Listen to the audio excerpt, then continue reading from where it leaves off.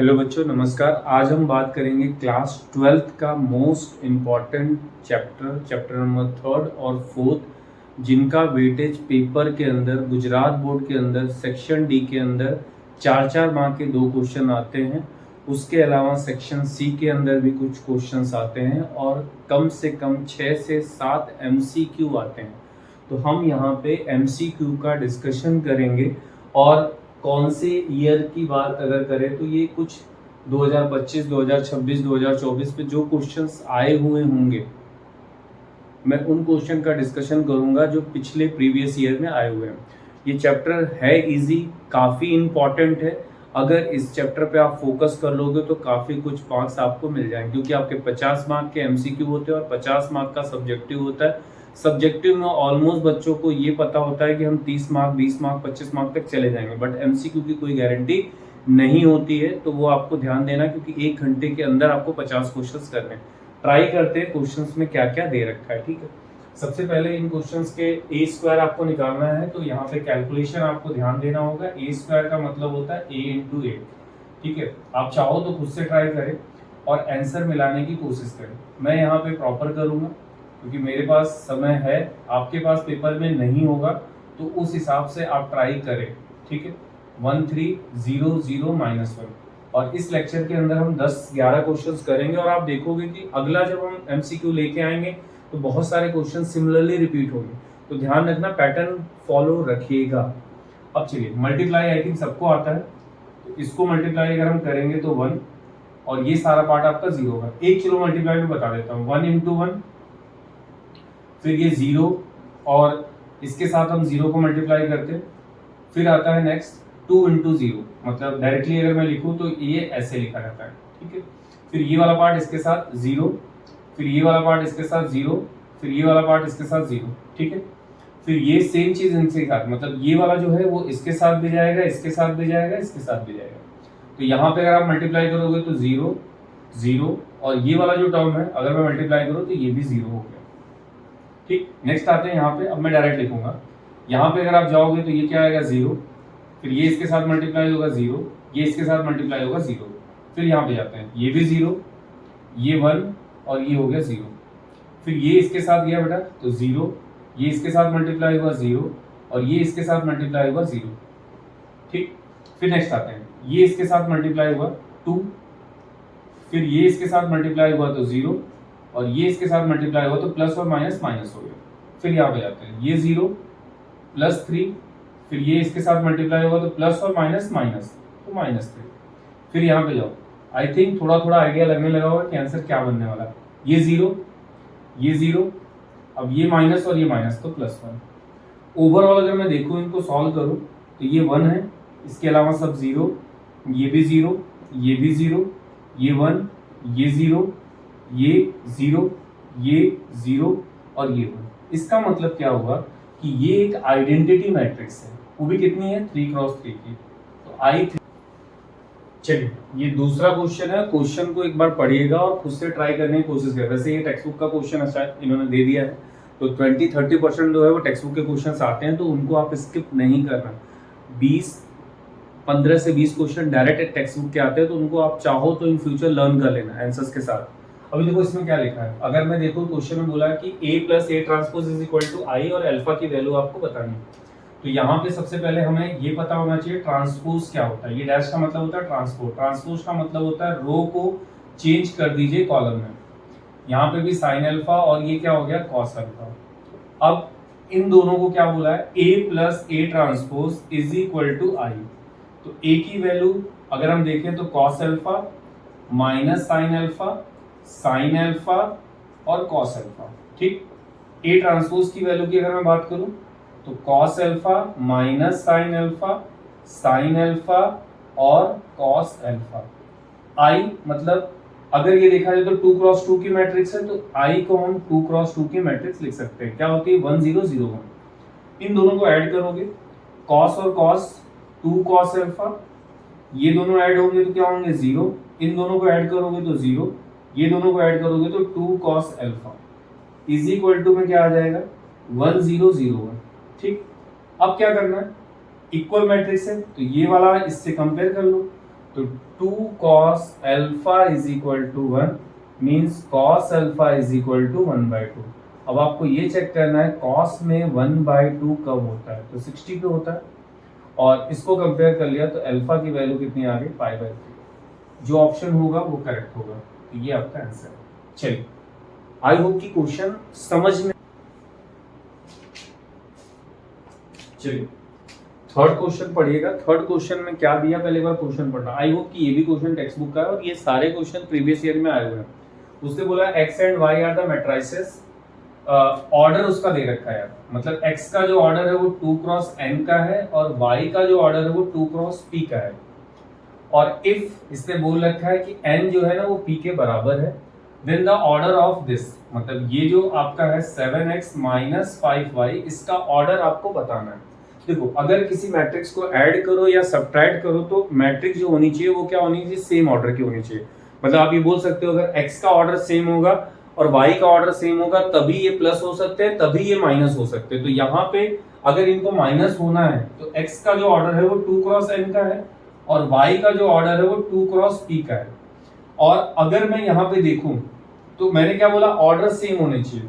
और एक चीज उसने पहले से गिवन दे रखी है आपको कि ये दोनों आपस में बराबर हैं। इसका मतलब जो n वाला पार्ट है यहाँ पे 2 क्रॉस n है और यहाँ पे 2 क्रॉस p है, इसका मतलब इन दोनों को सेम होने के लिए, मतलब कहने का मतलब क्या है कि अगर मैं इन दोनों की बात करूं ये तो बराबर ही है, n is equal to p। इसका मतलब यहाँ कुछ भी रखो कोई दिक्कत नहीं आने वाली। तो यहाँ पे अगर मैं ऑप्शंस को देखूं तो अगर ये 2 है तो ये भी 2 है, ठीक है। अगर ये n है और ये p है, ये दोनों बराबर है, तो इन बराबर के लिए आप चाहो तो n के प्लेस पे p को रिप्लेस कर सकते हैं या p के प्लेस पे n को रिप्लेस कर सकते हो। तो अगर मैं ऑर्डर की बात करूं तो एक तो 2 आएगा, एक हो सकता है ऑप्शन में इनटू p है, क्योंकि या तो ये 2 क्रॉस p होना चाहिए तो ये भी 2 क्रॉस p होना चाहिए। अगर ये 2 क्रॉस n है तो ये भी 2 क्रॉस n होना चाहिए, या तो ये ऑप्शन बन सकता है। बाकी ये अगर बनेगा तो फिर आप बोल सकते हो p के प्लेस पे n भी तो रख सकते हैं क्योंकि ये दोनों बराबर है, तो ये 2 क्रॉस n। अब ये दोनों ऑप्शन हो सकते हैं क्योंकि या तो ये सेम दोनों हो जाए या ये दोनों सेम हो जाए। तो मैंने 2 क्रॉस p लिया, ये 2 क्रॉस n है, तो आप चेक कर लो कौन सा ऑप्शन है। पहला ऑप्शन तो दिख रहा है तो पहले वाले को टिक कर लेते। दूसरा ऑप्शन गलत इसलिए है क्योंकि p क्रॉस 2 लिखा, जबकि हमने क्या लिखा है, 2 क्रॉस p लिखा है। n क्रॉस p तो होगा नहीं, p क्रॉस n भी नहीं होगा। तो आपको कौन सा ऑप्शन सही मिलेगा, ये मिलेगा। ध्यान रखिएगा किसी मैट्रिक्स को ऐड या सब्ट्रैक्ट होने के लिए उनके ऑर्डर जो है वो क्या होने चाहिए, सेम होने चाहिए। तो अगर ये 2 क्रॉस p लिखते हो तो p के प्लेस पे तो n भी लिख सकते हैं ना, तो जो ऑप्शन में होगा वो आपको करेक्ट करना होगा। चलिए नेक्स्ट क्वेश्चन देखते हैं। देखिए अगला क्वेश्चन ऐसा बोला जा सकता है कि हर एक पेपर के अंदर इस कंसेप्ट का क्वेश्चन होगा ही होगा। वो 1 मार्क में पूछते हैं और 2 या 3 मार्क्स में भी ये क्वेश्चन पूछ लेते हैं। तो ध्यान रखिएगा इस क्वेश्चन को कैसे करना है। उसने बोला find the area of the vertices. आपको वर्टाइसेस दे रखी है तो पहले वर्टाइसेस लिख लेते हैं बेटा। -2, 0, 4 और 0, k। इसका नाम है x1 y1, इसका नाम है x2 y2, इसका नाम है x3 और y3। अगर कोई भी 2 वर्टाइसेस या 3 अगर ट्राइंगल है तो उनके वर्टाइसेस दे रखे हैं। ट्राइंगल ऐसा होता है आपका, ये a है, ये b है और ये c है, ठीक है, ऐसा मान के चलते हैं। तो एरिया ऑफ ट्राइंगल का फॉर्मूला होता है जो अपने को लगाना होता है। ये x1, ये x2, ये x3, ये y1, ये y2, ये y3, ये 1 1 1, ठीक। क्वेश्चन में आप देखोगे तो एरिया आपको दिया गया है कितना, 4 स्क्वायर यूनिट। x1 की वैल्यू -2, x2 की वैल्यू 0, x3 की वैल्यू 0, फिर y1 की वैल्यू 0, y2 की वैल्यू 4 और ये 3 हो गया, ये 1, ये 1, ये 1, सही। ये 2 को इस साइड भेज दो, 8 हो गया। -2 0 0 0 4 k 1 1 1, ठीक। अब क्या करोगे, डिटरमिनेंट ओपन कर लो, प्लस माइनस वाला डिटरमिनेंट ओपन कर लो। तो जैसे ही आप ओपन करोगे क्या होगा, देखो 8, इनको अगर मैंने सॉल्व किया तो -2 टाइम्स मॉड लगता है, ये ध्यान रखो, मतलब ये मॉड लगा है, कोई डंडा नहीं है, कोई ब्रैकेट नहीं है, मॉड है, क्योंकि एरिया जब भी निकलेगा मॉड आपका लगेगा। -2 4, इसको और इसको छुपा दिया, ये मल्टीप्लाई और इनको मल्टीप्लाई करते तो बीच में साइन माइनस का आता है। ये 0 है तो ये लाइन और ये लाइन छुप गई तो क्या होगा, ये 1 × 0 0 × 0, तो ये 0 ही होने वाला है। फिर क्या आएगा +1, +1 में क्या हुआ, ये और ये छूट गया, तो ये 0 और ये 0, तो ये भी 0 हो गया। ठीक, अभी ये 8 -2 4 माइनस के, ये भी 0 है और ये भी 0 है, तो इनसे वैसे भी कुछ फर्क नहीं पड़ना, मैं डायरेक्टली इसको ले जाता हूँ 8 + 2 के। अब ये मॉड है, मॉड का काम दो तरीके से होगा, एक बार तो वो प्लस में खुलेगा, मतलब यहाँ का जो साइन है वो प्लस में ही रहेगा, और एक बार ये मॉड किस में खुलेगा, माइनस में खुलेगा। तो जो यहाँ का यहाँ वाला टर्म है उसके साइन के आगे माइनस आ जाएगा। 8 को इधर लाओगे 16 2 के, कट किया आपने 8 आ गया। यहाँ पे जाओ -8 + 8 = 2 के, ये 0 2 के, मतलब k की वैल्यू 0/2 मतलब 0 आ गया। अब देखो क्या ऐसे k की दो वैल्यूज दिख रही हैं आपको, तो पहला तो नहीं दिख रहा, दूसरे में माइनस दिया है नहीं चलेगा, तीसरे में आपको दे रखा है 0,8, तो 0,8 आपका आंसर होगा। ये वाला नन ऑफ दिस है तो ऐसा तो कुछ है नहीं। तो चलिए अगला क्वेश्चन इनवर्स का है जो सिंपल है और उनको ट्राई आप कर सकते हैं, तो ठीक है, इसमें समय थोड़ा कम लगेगा अपना। ए इनवर्स का मतलब होता है, फॉर्मूला देख लेते हैं, adjoint of A upon determinant of A. ठीक है, ये अपने को सबसे पहले लिख लेना। सबसे पहले हम डिटर्मिनेंट निकालेंगे, ये हो गया 8 - 3 मतलब 5 आ गया। तो पहले ये देख लो ऑप्शन में 5 है कहीं पे, तो सब जगह है, मतलब हमें इनवर्स निकालने के लिए एडजॉइंट निकालना पड़ेगा। तो एडजॉइंट के लिए हम निकालते हैं कोफैक्टर, तो कोफैक्टर हम डायरेक्ट निकाल लेते हैं क्योंकि 2 × 2 का अपने को पता होता है एडजॉइंट। ठीक है, कैसे निकालते हैं, तो इन दोनों को पलट दो, मतलब ये दोनों को उल्टा कर दो, ये 4 इधर लिख लो 2 इधर लिख लो, और इन दोनों के साइन चेंज कर दो, जो भी साइन, अभी तो फिलहाल यहाँ प्लस है तो इसको माइनस कर दो। ठीक, अब ए इनवर्स आपको निकालना है, तो क्या लिखोगे, adjoint of A upon determinant of A. Adjoint of A की वैल्यू 4 - 1 - 3 2, डिवाइड में क्या चल रहा है, 5 चल रहा है। ठीक है, बस ए इनवर्स = 1/5 को साइड में कर लीजिए, 4 - 1 - 3 2। देख लो ऐसा कोई ऑप्शन कहीं दिख रहा है तो चेक कर लीजिए, पहला 4 - 3 1 2 सही लग रहा है पहला ही, इसके बाद वाला -2 ये तो गलत है, ये भी गलत दिख रहा है, ये भी गलत है, तो पहला ऑप्शन सही है। ये ध्यान रखना, थोड़ा समय आपका बच जाएगा। ठीक है, आई होप की क्वेश्चन समझ में आया। अगला क्वेश्चन देखते हैं। ठीक है, ये फॉर्मूला डिटरमिनेंट ऑफ ए, अच्छा ये चीज आपको ध्यान रखना है, अगर determinant A not equal to 0 होगा तभी ए इनवर्स एग्जिस्ट करेगा, अगर नहीं है तो वहीं पे क्वेश्चन छोड़ देंगे क्योंकि ए इनवर्स पॉसिबल नहीं होगा। चलिए नेक्स्ट क्वेश्चन देखते हैं।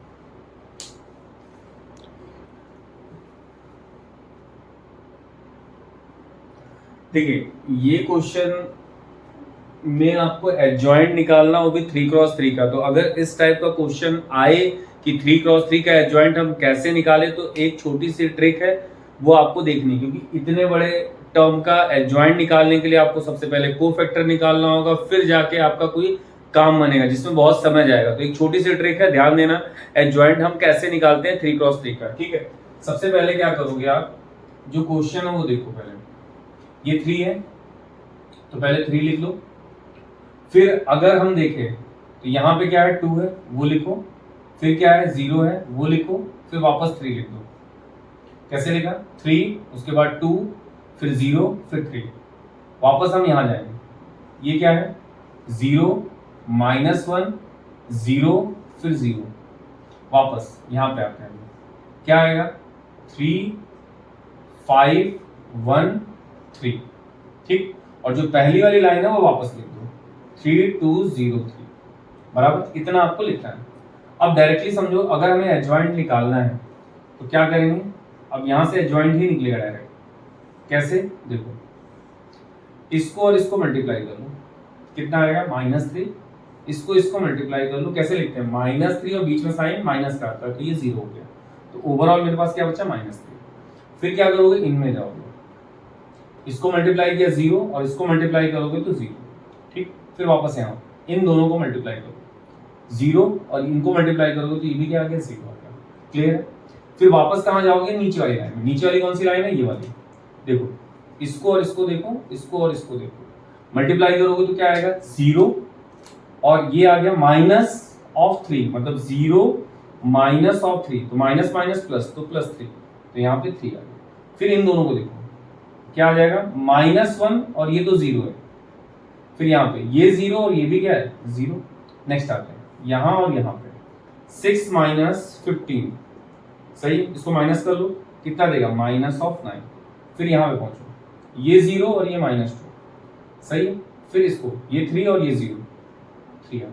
ये आपका डायरेक्टली एडजॉइंट आपको निकाल के दे देगा, बट ये जब सब्जेक्टिव क्वेश्चन होगा तो उसके अंदर ये इम्प्लीमेंट नहीं कर सकते, ये क्लियर ध्यान रखना, उसके अंदर नहीं कर सकते। अब क्या करना उसने बोला एडजॉइंट का डिटरमिनेंट निकालो, ठीक है, plus minus plus, minus of 3, ये और ये छुप गया, कितना देगा बेटा -3 और 0, ठीक। उसके बाद यहाँ तो 0 है तो लिखने का कोई मतलब है क्या, कि बाहर वाला ही टर्म 0 है तो क्या लिखेंगे, फिर ये भी 0 है तो क्या लिखेंगे, छोड़ दो, ठीक है, समझ गए हो गया। अब adjoint of A minus of 3 minus of 3, 3 3 जा 9, एडजॉइंट ऑफ ए का जो डिटरमिनेंट आएगा वो 9 आना चाहिए। क्या कोई ऑप्शन में है, हाँ है, ये आंसर हो जाएगा। ये ट्रिक आप ध्यान देना, बहुत समय आपका बचाएगा, ठीक है। अगर नहीं समझ में आया तो एक बार वीडियो को रोक के फिर से देखिएगा, ओके। चलिए नेक्स्ट क्वेश्चन देखते हैं। चलिए एक और क्वेश्चन है, इस क्वेश्चन के अंदर उन्होंने पूछा है डिटरमिनेंट की जो रेंज होगी वो कहां से कहां तक आएगी। तो पहला तो सबसे पहले ये लिखा ही है डिटरमिनेंट बिलोंग्स, तो पहले तो आप इसको देख लो एक बार, और थीटा जो है वो 0 से 2 पाई के बीच में लाई कर रहा है, तो ठीक है, कोई दिक्कत नहीं है। सबसे पहले आप क्या करो, डिटरमिनेंट ऑफ ए निकालो, प्लस माइनस प्लस 1, इसको छुपा दिया 1, माइनस माइनस प्लस मतलब sine square theta, minus of sine theta, ये टर्म और ये टर्म चला गया तो माइनस साइन थीटा और प्लस साइन थीटा, ठीक है। फिर यहाँ पे आ गया प्लस ऑफ 1, ये टर्म और ये टर्म चला गया तो ये आ जाएगा साइन स्क्वायर थीटा और यहाँ पे आ जाएगा प्लस ऑफ 1, ठीक। अभी देखो क्या determinant of A 1 plus sine square theta, ये दोनों टर्म कट गए मतलब ये 0 हो जाएगा। यहाँ पे पहुंचोगे तो ये क्या हो गया sine square theta plus 1। Overall अगर मैं देखूं तो मेरे पास आया 2 plus 2 sine square theta, 2 plus 2 sine square theta. इसको हम 2 मिनट के लिए साइड में रख देते हैं। क्या इसी को हम डिटरमिनेंट ऑफ ए बोल सकते हैं, तो हाँ बोल सकते हैं, ठीक है। बट हमें जो क्वेश्चन दिया गया वो सब रेंज में दिया गया, तो अपने को पता है कि साइन की जो वैल्यू है वो -1 से 1 के बीच में लाई होती है, ये सबको पता है। अगर -1 से 1 के बीच में लाई हो रही है तो अभी हमें क्या चाहिए, ऊपर देखो क्या लगा है स्क्वायर लगा है। अगर मैं इसको स्क्वायर करूं तो मतलब पॉजिटिव वैल्यू, ये -1 0 हो जाएगा, 0 हो जाएगा, मतलब ये ऐसा बोलते हैं कि अगर आप स्क्वायर कर दोगे तो ये जो वैल्यू होगी पॉजिटिव से स्टार्ट होगी। अब ये मुझे एक वैल्यू मिली, अब इसके हिसाब से हम इसको रीअरेंज करते हैं। देखो यहाँ पे क्या 2 है तो मैं क्या करूंगा, दोनों साइड 2 से मल्टीप्लाई कर दूंगा, ठीक। तो ये 0, ये आ जाएगा 2 साइन स्क्वायर थीटा और ये 2 आ गया। फिर देखो इसके आगे क्या लगा 2 लिखा है, तो एडिंग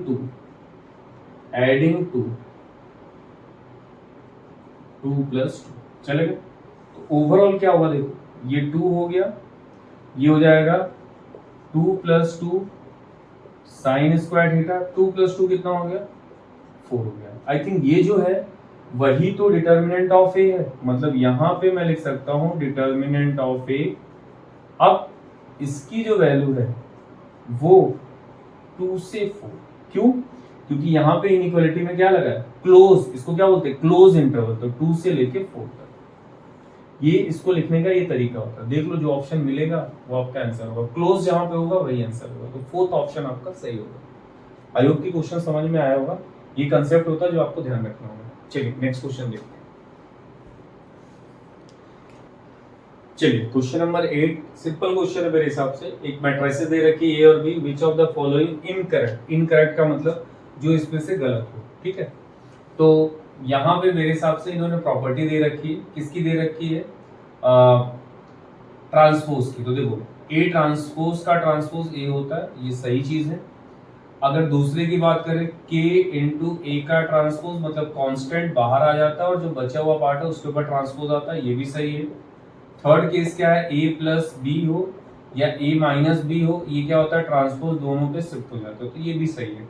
फिर चौथे की बारी की बात करते हैं, ए बी का ट्रांसपोज जो होता है वो बी ट्रांसपोज ए ट्रांसपोज सही माना जाता है, बट यहाँ पे जो लिखा है वो क्या लिखा है, A transpose into B transpose, मतलब ये जो है कंडीशन वो गलत लिखी हुई है, इनकरेक्ट पूछा है, तो ये ऑप्शन आपका सही होगा। तो ये प्रॉपर्टी आपने एनसीईआरटी में दी है, ट्रांसपोज ऑफ अ मैट्रिक्स की प्रॉपर्टी है, ये सही कंडीशन होती है, बट इसके अंदर क्या लिखा है, ए। चलिए next question of construct of a matrix का दिया हुआ है और सिंपल क्वेश्चन है, तो कोई दिक्कत है नहीं। कंस्ट्रक्ट ऑफ अ मैट्रिक्स पहले एक्सरसाइज में ही दे रखा है। चलिए आंसर्स मिलाते हैं फटाफट। देखो उसने क्या बोला है, ए आई जे आई बाई जे, ठीक है। हमें क्या चाहिए, 2x2 की मैट्रिक्स चाहिए। तो 2x2 की मैट्रिक्स कैसे होती है, A11 A12 A21 A22, clear है। सबसे पहले आप A11 निकालोगे तो I के प्लेस पे 1, J के प्लेस पे 1, 1 1 आया मतलब 1 हो गया। A12 निकालेंगे तो 1/2, ठीक है। A21 निकालेंगे तो I के प्लेस पे 2, J के प्लेस पे 1, फिर 22 निकालेंगे, इसके अंदर ही रखना और कुछ करना नहीं होता है। 22 निकालेंगे तो I के प्लेस पे 2 और J के प्लेस पे 2, ये कैंसिल कर दो बस। अभी जो मैट्रिक्स आई उसकी जगह रिप्लेस कर दो। A11 की वैल्यू 1 है, A12 की वैल्यू कितनी है, 1/2 है, A21 की वैल्यू कितनी है, 2 है, और A22 की वैल्यू कितनी है, 1 है। अब ये ऑप्शन जहां दिखे वो अपना आंसर होगा, चेक कर लीजिए। 1/1/1/2 ये नहीं होगा, 1 2 1/2 1, ये आंसर होना चाहिए, ये नहीं होगा और ये भी नहीं होगा, तो ये आपका आंसर है। तो सिंपल क्वेश्चन था। चलिए नेक्स्ट क्वेश्चन देखते हैं, क्वेश्चन नंबर 10। इस सेशन के अंदर हम 10 क्वेश्चन लेंगे, अगले सेशन के अंदर 10 क्वेश्चन लेंगे, ऐसे करके हम कंप्लीट करेंगे इसके एमसीक्यू। ओके चलिए आज के लेक्चर का ये लास्ट क्वेश्चन है और ये क्वेश्चन को देखिएगा और खुद से ट्राई करिएगा, क्योंकि इस टाइप का क्वेश्चन एक इसी सेक्शन के अंदर हमने लिया है, ठीक है। देखो ये एक रिलेशन दे रखा और अल्फा की वैल्यू इसने पूछ दी है। तो सबसे पहले आप क्या करोगे, ए ट्रांसपोज तो निकाल लो पहले। ए ट्रांसपोज में क्या होता है भाई, cos alpha minus sine alpha और कॉस अल्फा, ठीक। उसके बाद आते हैं ए प्लस ए ट्रांसपोज की बारी करते हैं, √3i2। ए की वैल्यू क्या है, cos alpha minus sine alpha और कॉस अल्फा, पहला। ए ट्रांसपोज की बारी लेते हैं, cos alpha minus sine alpha cos alpha, और ये आ जाएगा माइनस ऑफ √3। I2 की वैल्यू क्या होती है, ये होती है, ठीक। अब इन दोनों को सॉल्व कर लो तो ये दोनों जुड़ गए, मतलब 2 cos अल्फा, ये दोनों क्या हो गए, 0 हो गए, इन दोनों में ये 0, इन दोनों में 2 cos अल्फा। यहाँ पे पहुंचते हैं, कंडीशन के हिसाब से √3 अंदर चला जाएगा, -0 0 माइनस ऑफ √3, कंपेयर कर दो, दोनों सेम है। तो 2 cos alpha minus of √3 means cos alpha minus √3/2। अब ये हमें देखना है कि ये कौन सा आंसर होगा। देखो √3 का मतलब √3/2 मतलब 30 नहीं, आपको ये देखना है कि cos नेगेटिव कहाँ कहाँ हो सकता है। तो cos नेगेटिव सेकंड क्वाड्रेंट में हो सकता है और cos जो नेगेटिव वो थर्ड क्वाड्रेंट में भी हो सकता है। अगर मैं इस क्वाड्रेंट के अंदर जाऊं तो इस क्वाड्रेंट के अंदर पाई माइनस थीटा भी आता है और इस क्वाड्रेंट के अंदर जाओगे तो पाई प्लस थीटा आता है। अगर मैं सिर्फ इसकी बात करूं तो ये किसकी वैल्यू है, π/6 की। तो अगर मैं इसको इस तरीके से लिखूं, तो ये क्या होगा, 6 मतलब 5π/6 की जो वैल्यू होगी वो आप लिख सकते हो, ट्रिग्नोमेट्री आना चाहिए थोड़ा बहुत तभी ये हो पाएगा, 5π/6। अब किसी को लगे 5π/6 की वैल्यू यही कैसे होगी, तो देख लो यार, cos 5π/6 को तुम क्या लिख सकते हो, cos पाई माइनस π/6 लिख सकते हो। कौन सा क्वाड्रेंट है, सेकंड क्वाड्रेंट है, 180 है, 180 खुद में चेंज होता है, ठीक है। और कौन सा क्वाड्रेंट है, सेकंड है, सेकंड में क्या होता है, cos नेगेटिव होता है। अब ये क्या है, 30 की वैल्यू क्या होती है, √3/2, तो ये माइनस √3/2 को हम 5π/6 लिख सकते हैं। कोई बोले इस क्वाड्रेंट में क्यों नहीं गए, तो इस क्वाड्रेंट में अगर जाओगे तो क्या लिखोगे, पाई प्लस π/6 मतलब 7π/6। अगर 7π/6 भी ऑप्शन में होगा तो आप ले सकते हो। देखो यहाँ पे 5π/6 है और यहाँ पे जो वैल्यू दे रखी है वो क्या है, 7π/6 भी दे रखी है, तो 5π/6 की वैल्यू भी आपको कितने दे रहा है √3। अब इसको अगर चेक करना चाहो तो ये भी देख लो, 7π/6 को क्या लिख सकते हो, देखो cos 7π/6 को हम लिख सकते हैं ये। अब ये क्या है 180 plus theta lies in third quadrant. Third quadrant में ये क्या होता है, नेगेटिव होता है। अब नेगेटिव है तो इसकी वैल्यू भी क्या होगी, सेम होगी। ये दोनों ऑप्शन आपको दे रखे हैं मेरे हिसाब से, ये भी दे रखा और ये भी दे रखा। तो यहाँ पे एक 5π/6 और एक क्या है 7π/6 है। तो आई होप कि ये दोनों ही आंसर्स बैठने चाहिए, ठीक है।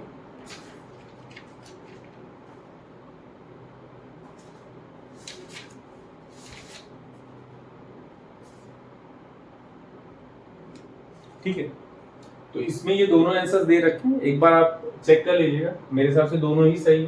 तो ये आपके 10 क्वेश्चन आज की क्लास में कंप्लीट होते हैं। ध्यान रखिएगा, ये 10 क्वेश्चन आप करिएगा। अगले 10 क्वेश्चन बहुत जल्दी हम लेके आते हैं, चैप्टर नंबर 3rd और 4th। अगर आपको अच्छा लगा हो, अगर कुछ और आपको पढ़ना हो तो प्लीज़ कमेंट करो, उस लेक्चर को हम जल्द से जल्द लेके आएंगे। Thank you so much and नमस्कार।